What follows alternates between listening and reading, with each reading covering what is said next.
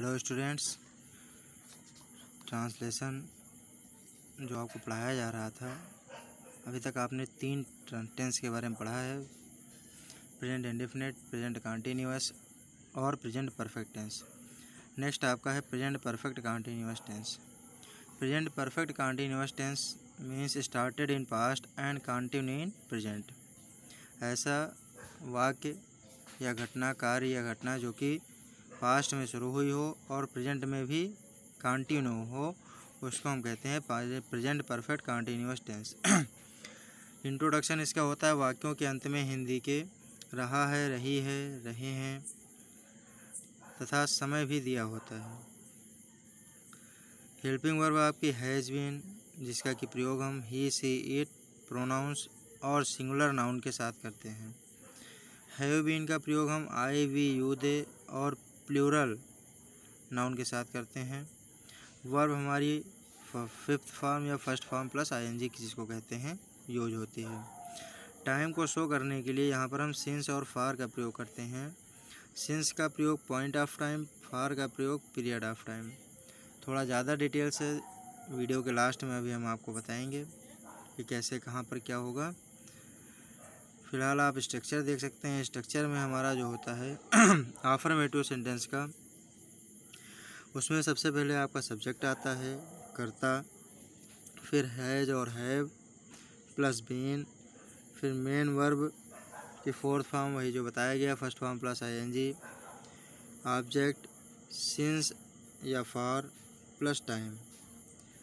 दूसरा नेगेटिव अगर बनाना है हमें तो हम सब्जेक्ट सबसे पहले लिखते हैं, फिर हैज और हैव में से कोई एक लिखेंगे जैसा हमारा सब्जेक्ट होगा उसके अकॉर्डिंग, फिर नॉट लिखेंगे, फिर बीन लिखेंगे, फिर मेन वर्ब की fourth form, object since for और टाइम। इंट्रोगेटिव फर्स्ट टाइम अगर हमारा सेंटेंस है क्या से शुरू होने वाला है तो हैज और हैव जो हमारी मेन हेल्पिंग वर्ब है इनको हम सबसे पहले लिख देंगे। फिर सब्जेक्ट नॉट है अगर सेंटेंस में तो नॉट लिख देंगे। बीन मेन वर्ब की फोर्थ फॉर्म आईएनजी फॉर्म जिसे कहते हैं, ऑब्जेक्ट सिंस फॉर और टाइम।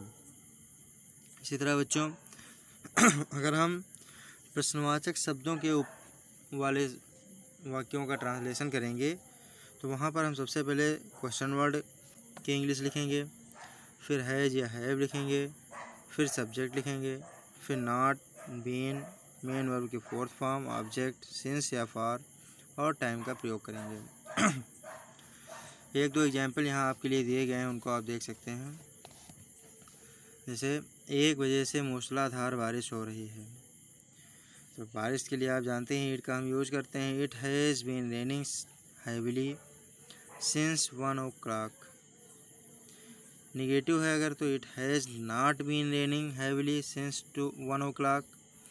इंट्रोगेटिव फर्स्ट टाइप है, क्या 1 बजे से मूसलाधार बारिश हो रही है, तब हम अगर उसको बनाएंगे तो बनेगा has it not been raining heavily since 1 o'clock।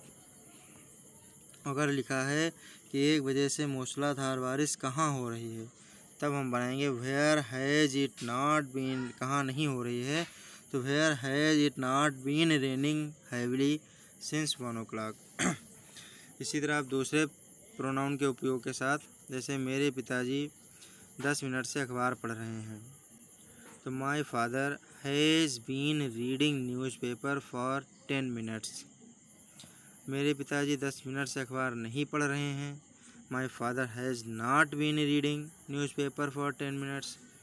क्या मेरे पिताजी 10 मिनट से अखबार पढ़ रहे हैं, has my father not been reading newspaper for 10 minutes. मेरे पिताजी 10 मिनट से अखबार क्यों पढ़ रहे हैं, तो why has my father not been reading newspaper for 10 minutes. जिस तरह से यहाँ पे सेंटेंस आपके बनाए गए हैं या दिए गए हैं, इस तरह से अगर आप सेंटेंस ज़्यादा बनाएंगे तो हमें उम्मीद है थोड़ा और ज़्यादा समझ में आएगा। 2-4 सेंटेंस के एग्जाम्पल आप करके देख सकते हैं और चाहें तो हमें हमारे नंबर पर भेज भी सकते हैं। अब ये आपको बताया गया कि फॉर और सिंस का यूज़ जो हम करते हैं वो कैसे करते हैं। उसके लिए आप देख सकते हैं फॉर का यूज़ हम पहले बता रहे हैं।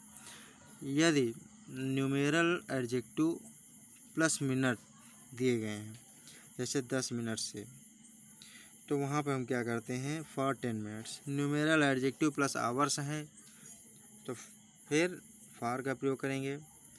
फॉर 10 आवर्स जैसे एग्जाम्पल दिया गया। न्यूमेरल एडजेक्टिव के साथ days, weeks, months, years, decades, centuries कुछ भी हों वहाँ पर हम फॉर का ही प्रयोग करेंगे। इसी तरह द लास्ट या past plus number numeral adjective plus minutes, hour, day etcetera या सीजन्स कुछ भी हों वहाँ पर भी हम फॉर का ही प्रयोग करेंगे। जैसे the last 3 days, the last 3 minutes, past 4 hours, उन सब चीज़ों में हम फॉर का प्रयोग करेंगे। इसी तरह पीरियड ऑफ टाइम प्लस एगो अगर है तो वहाँ पर हम सिंस का प्रयोग करेंगे। ये थोड़ा डिफरेंट है। पीरियड ऑफ टाइम प्लस एगो, जैसे मैंने 2 ईयर एगो, तो यहाँ पर सिंस का प्रयोग कर देंगे हम। इसी तरह all plus period of time अगर है, जैसे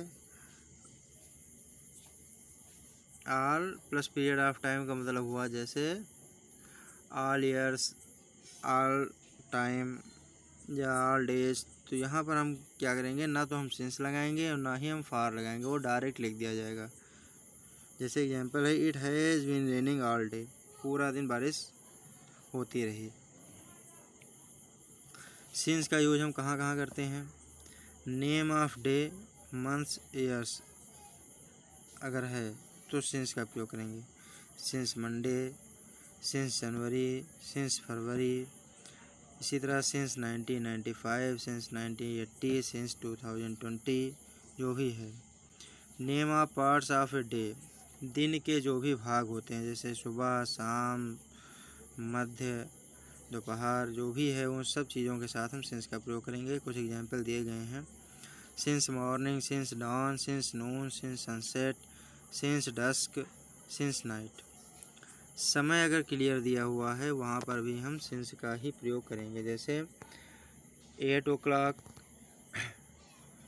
दिया गया है, मतलब कोई ओ क्लॉक टाइम दिया गया हो, चाहे AM हो चाहे PM हो, वहाँ पर हम सिंस का प्रयोग करेंगे।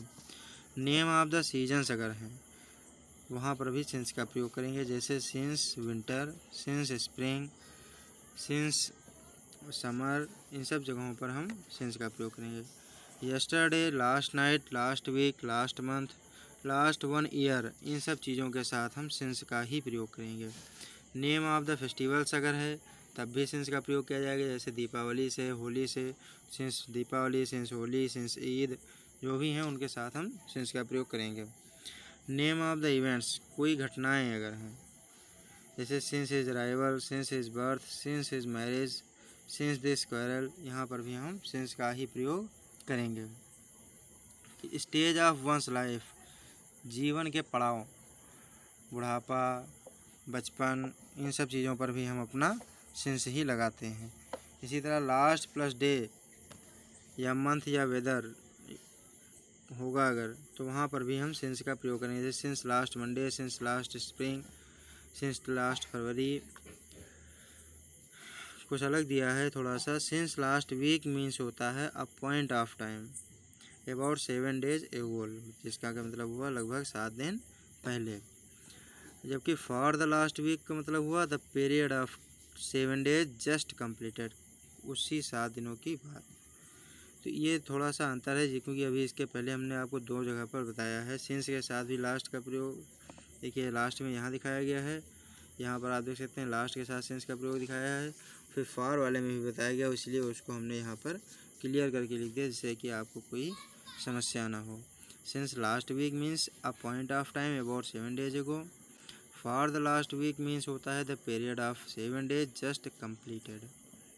तो बच्चों आपको मेरा ये नया वीडियो कैसा लगा इसके बारे में आप बता भी सकते हैं। अगर आपको कोई परेशानी हो रही है तो आप पूछ सकते हैं अपने कमेंट्स के द्वारा, या जो भी आप फ़ोन के द्वारा या चैटिंग के द्वारा, जैसा भी आप चाहें अपनी क्वेरीज कर सकते हैं। बाकी हमें उम्मीद है कि हमारा वीडियो आपको बहुत पसंद आ रहा होगा, वो आप अपनी लाइक्स के द्वारा शो कर सकते हैं कि हाँ आपको वीडियो पसंद आ रहा है या नहीं आ रहा है। थैंक यू स्टूडेंट्स, और पढ़ते रहिए और घर पर रहिए, stay safe, stay home, because you all are well aware about COVID-19 virus.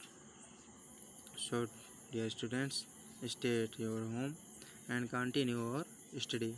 Thank you.